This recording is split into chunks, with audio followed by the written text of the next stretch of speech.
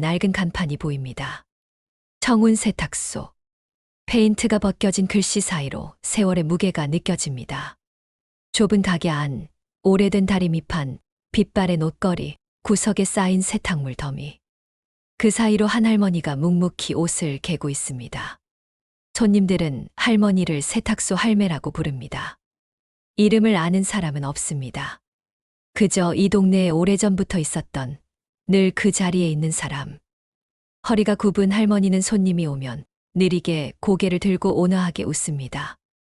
어서 오세요. 목소리는 작고 떨립니다. 70대 후반쯤 돼 보이는 할머니의 손은 주름투성이지만 옷을 다루는 동작만큼은 정확합니다. 30년을 이 자리를 지켜온 손놀림입니다. 단골 아주머니가 셔츠 한 장을 맡기며 말합니다. 할머니, 요즘 동네가 시끄럽던데 괜찮으세요? 재개발 어쩌고 하면서 사람들이 돌아다니던데. 할머니는 고개를 천천히 끄덕이며 대답합니다. 괜찮아요. 나 같은 늙은이야 뭐. 그냥 하루하루 사는 거지. 아주머니는 안쓰러운 표정을 짓고 돌아갑니다. 할머니는 다시 다리미질을 시작합니다. 지글지글 증기가 피어오르고 주름진 옷감이 펴집니다. 평화로운 오후의 풍경입니다. 그런데 그날 오후 평온함에 금이 가기 시작했습니다. 세탁소 문이 거칠게 열리면서 한 무리의 사람들이 들어옵니다. 앞장선 남자는 50대 중반쯤 돼 보이는 건장한 최고의 사내입니다. 명품 시계가 번쩍이고 얼굴에는 거만함이 가득합니다. 뒤따라온 두 명의 젊은 남자들은 명함 뭉치를 들고 있습니다. 여기 주인 나와. 할머니가 천천히 고개를 듭니다. 남자는 할머니를 보자마자 코웃음을 칩니다. 아, 할머니시네. 어디 보자. 남자는 주머니에서 서류 뭉치를 꺼내 탁자 위에 던집니다. 종이들이 흩어지며 할머니의 다리미판 위로 떨어집니다. 나 청산건설 대표 박종만이라고 해요. 이 동네 재개발 사업 맡은 사람. 들어는 봤겠지? 할머니는 아무 말 없이 그를 바라봅니다. 박종만은 가게 안을 둘러보며 혀를 찹니다. 이게 뭐야, 박물관도 아니고. 할머니, 여기 언제부터 하신 거예요? 30년쯤 됐습니다. 30년? 박종만이 비웃듯 웃습니다. 30년 동안 이딴 데서 빨래나 하고 살았다는 거야? 참 불쌍하네. 근데 할머니, 이제 그만 접어야겠어요. 여기 재개발 들어가거든. 할머니의 표정은 변하지 않습니다. 박종만은 계속 말을 이어갑니다. 보상금은 나쁘지 않게 줄게요. 뭐 할머니 같은 분은 돈도 별로 필요 없을 테고. 요양원 들어가기에 딱 좋은 금액일 거야. 젊은 직원 하나가 계약서를 내밉니다. 박종만은 턱으로 가리키며 말합니다.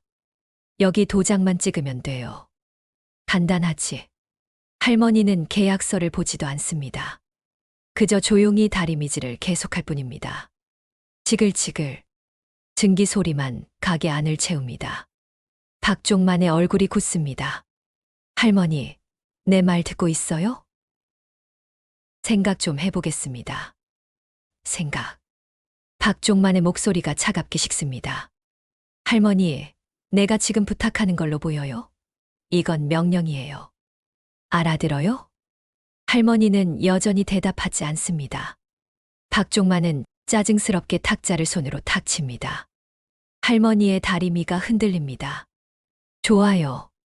그럼 이렇게 하죠. 박종만은 다리미판으로 다가갑니다. 그리고 할머니가 다림질하던 옷을 낚아챕니다. 이게 뭐예요? 손님 옷? 할머니가 처음으로 눈을 크게 뜹니다. 그건, 아, 손님 옷이구나. 박종만은 옷을 바닥에 내던집니다. 그리고 발로 밟습니다. 할머니의 숨소리가 거칠어집니다.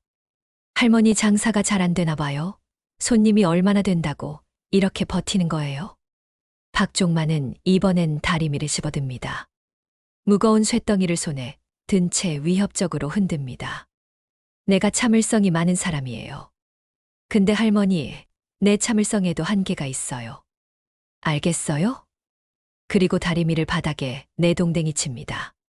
쾅, 쇠가 바닥에 부딪히는 소리가 가게 안을 울립니다. 다리미 손잡이가 부러집니다. 할머니는 몸을 움찔합니다. 손이 떨립니다. 박종만은 만족스러운 표정으로 웃습니다. 일주일 줄게요. 일주일 안에 도장 안 찍으면 그땐 내가 직접 처리할 거예요. 알아서 하세요. 박종만은 돌아서서 나갑니다. 젊은 직원들이 뒤따르고 문이 쾅 닫힙니다. 가게 안에 할머니 혼자 남습니다. 할머니는 바닥에 떨어진 다리미를 바라봅니다. 부러진 손잡이, 짓밟힌 옷, 그리고 흩어진 서류들.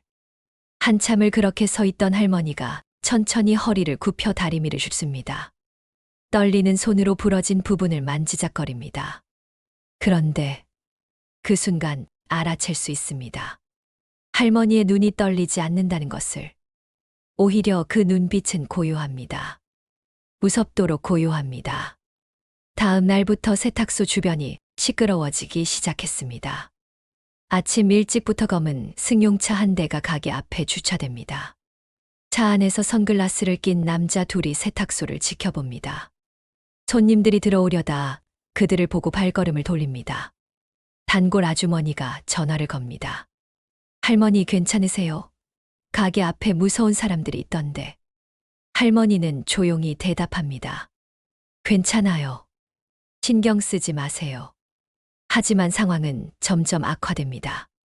사흘째 되는 날, 세탁소 유리창에 빨간 페인트로 글씨가 써집니다. 여기 앞 철거. 할머니는 묵묵히 페인트를 닦아냅니다. 하지만 그날 밤 또다시 누군가 돌을 던져 유리창을 깹니다. 동네 사람들이 걱정스러운 얼굴로 모여듭니다. 할머니, 경찰에 신고하세요. 박종만이가 완전히 미쳤어요. 저 인간 동네에서 못된 짓 한두 번 한 게 아니라던데. 뒷배가 있다던데요. 구청에도 사람 있고 경찰서에도 줄 대놓은 인간이래요. 할머니는 그저 고개를 끄덕이며 듣기만 합니다. 괜찮아요. 내가 알아서 할게요. 사람들은 고개를 젓습니다. 70대 할머니가 뭘 할 수 있겠냐는 표정입니다. 나흘째 되는 날, 박종만의 부하 둘이 직접 가게로 들어옵니다. 덩치 큰 남자들이 가게 안에 어슬렁거리며 압박합니다. 할머니, 대표님이 화났어요. 빨리 도장 찍고 나가요. 이러다 다칠 수도 있어요. 할머니 같은 분이 계단에서 넘어지면 큰일 나잖아요? 협박입니다.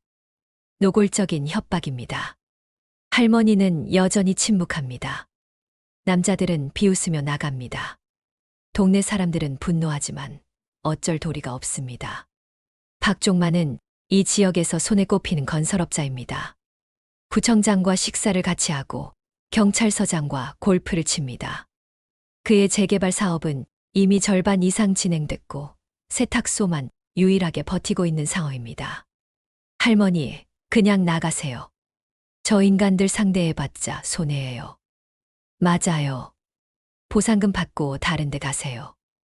여기서 버텨봤자 이길 수 없어요. 하지만 할머니는 고개를 젓습니다. 아니에요. 난 여기 있을 거예요. 사람들은 이해할 수 없다는 표정을 짓습니다. 왜 저렇게 고집을 부리는 걸까? 그냥 돈 받고 나가면 편한데. 그런데 그들은 몰랐습니다. 이 할머니가 단순히 장사 자리를 지키려는 게 아니라는 것을. 닷새째 되는 밤, 세탁소에 불이 꺼지고 할머니 혼자 가게 안에 남습니다. 가로등, 빛만 희미하게 들어오는 어두운 공간. 할머니는 천천히 가게 뒤쪽으로 걸어갑니다. 낡은 커튼을 젖히면 작은 문이 보입니다. 할머니는 문을 열고 계단을 내려갑니다. 지하실입니다. 지하실은 놀라울 정도로 깨끗하게 정리돼 있습니다. 벽 한쪽에는 오래된 철제 캐비닛이 줄지어 서 있고 각 서랍마다 라벨이 붙어 있습니다. 날짜별, 사건별로 분류된 듯합니다. 할머니는 그 중 하나를 엽니다. 서랍 안에는 오래된 서류들, 사진들, 녹음 테이프들이 가득합니다. 할머니의 손이 멈춥니다. 박종만 2008년 4월. 서류 하나를 꺼냅니다. 사진 몇 장이 함께 나옵니다. 젊은 시절의 박종만이 누군가와 악수하는 사진. 봉투를 건네는 사진. 그리고 계약서 사본. 할머니는 서류를 천천히 넘깁니다. 그리고 작게 중얼거립니다. 그때 그 애송이가 이렇게 컸구나. 할머니는 서류를 다시 넣습니다. 그리고 다른 서랍을 엽니다. 이번엔 더 오래된 물건들입니다. 90년대 것으로 보이는 삐삐, 낡은 수첩, 그리고 구형 휴대폰. 벽돌만 한 크기의 오래된 휴대폰을 할머니가 꺼냅니다. 먼지를 털어내고 충전기에 꽂습니다. 깜박이는 빨간 불. 아직 작동합니다. 할머니는 의자에 앉아 휴대폰이 켜지길 기다립니다. 화면이 켜집니다. 주소록을 엽니다. 이름 없이 번호만 저장된 연락처들이 수십 개 보입니다. 할머니는 스크롤을 내립니다. 그리고 멈춥니다. 한 번호를 응시합니다. 한참을 그렇게 있던 할머니가 통화 버튼을 누릅니다. 신호음이 울립니다. 한 번, 두 번, 세 번. 연결됩니다. 상대방은 말이 없습니다. 할머니도 한동안 침묵합니다. 그리고 천천히 입을 엽니다. 나야. 일 하나 부탁할 게 있어. 박종만. 청산건설. 알아. 응. 그 애송이. 선 좀 그어줘. 짧은 대화입니다. 할머니는 더 이상 말하지 않습니다. 상대방도 마찬가지입니다. 그저 숨소리만 들릴 뿐입니다. 할머니가 전화를 끊습니다. 그리고 휴대폰을 내려놓습니다. 주름진 얼굴, 허리 굽은 노인. 하지만 그 눈빛만은 달랐습니다. 차갑습니다. 무섭도록 차갑습니다. 다음 날 아침, 박종만의 사무실에 전화벨이 울립니다. 네, 대표님. 지금 뭐라고 했어? 박종만의 얼굴이 굳습니다. 전화 너머로 들려오는 목소리는 구청 개발과장입니다. 평소 박종만과 친하게 지내던 사람. 죄송합니다, 대표님. 그쪽 재개발 건 좀 보류해야 할 것 같습니다.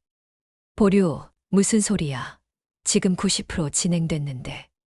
위에서 내려온 지시입니다. 어쩔 수 없어요. 위에서 누가? 그건 저도 모릅니다. 그냥 하라는 대로 하라고. 전화가 끊깁니다. 박종만은 황당한 표정으로 핸드폰을 내려다봅니다. 뭔가 잘못됐습니다. 분명히 잘못됐습니다. 1시간 후 또 다른 전화가 옵니다. 이번엔 은행 지점장입니다. 대표님, 죄송한데요. 이번 대출건 좀 어려울 것 같습니다. 승인 다 났잖아. 본사에서 갑자기 재검토하라고 해서요. 일단 보류입니다. 또 끊깁니다. 박종만의 이마에 땀이 맺힙니다. 점심 무렵 경찰서에서 연락이 옵니다. 친하게 지내던 경찰서장입니다. 박 대표, 미안한데 요즘 좀 조심해야 할 것 같아. 무슨 소리예요, 서장님? 위에서 자네 주변 조사하라는 지시가 내려왔어. 누가 민원을 넣었는지는 모르겠는데 아무튼 조심해. 민원, 누가? 그건 나도 몰라. 그냥 한동안 조용히 있어. 전화가 끊깁니다. 박종만은 책상을 주먹으로 내리칩니다. 이게 뭔 개소리야. 비서가 황급히 들어옵니다. 대표님, 세무서에서 연락 왔습니다. 세무조사 들어간답니다. 그리고 언론사에서도 연락 왔는데 저희 회사 재개발 관련해서 취재하고 싶답니다. 박종만의 얼굴이 창백해집니다. 뭔가 돌아가고 있습니다. 보이지 않는 곳에서 거대한 톱니바퀴가 돌아가고 있습니다. 그리고 그 톱니바퀴는 자신을 향해 움직이고 있습니다. 누구야? 대체 누가? 박종만은 떠오르는 얼굴이 하나 있습니다. 세탁소 할머니. 하지만 곧 고개를 젓습니다. 말도 안 됩니다. 70대 할머니가 뭘 할 수 있겠어. 그런데 정말 그럴까요? 그날 저녁 세탁소 앞 동네 사람들이 모여 있습니다. 박종만 측 사람들이 갑자기 철수했다는 소문이 돌았습니다. 정말이에요. 포기했대요? 구청에서 재개발 보류 지시 내렸대요. 어머, 대박. 할머니가 이긴 거예요. 사람들이 세탁소 안을 들여다봅니다. 할머니는 여전히 묵묵히 다림질을 하고 있습니다. 누군가 박수를 칩니다. 그리고 다른 사람들도 따라 박수를 칩니다. 할머니는 천천히 고개를 들고 사람들을 향해 온화하게 웃습니다.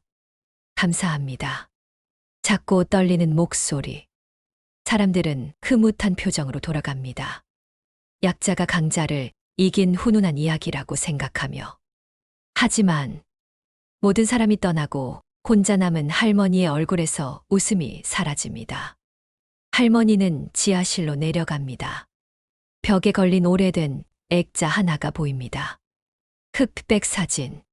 젊은 시절의 할머니가 정장 입은 남자들과 함께 찍은 사진입니다. 그들의 얼굴은 희미합니다. 시간이 지나 바랬습니다. 하지만 할머니의 눈빛만은 또렷합니다. 지금과 똑같은 눈빛입니다. 할머니는 사진을 쓰다듬습니다. 아직 끝난 게 아니야. 박종만은 아직 몰랐습니다. 자신이 건드린 사람이 누구인지. 그리고 진짜 게임은 이제 시작입니다. 지하실 어딘가에서 낡은 무전기 소리가 울립니다. 작업 완료. 다음 지시 대기 중. 할머니의 목소리가 대답합니다. 좋아. 2단계 시작해. 여러분, 이 세탁소 할머니는 대체 누구일까요? 박종만을 무너뜨린 건 정말 할머니의 힘일까요? 그리고 2단계는 무엇을 의미하는 걸까요?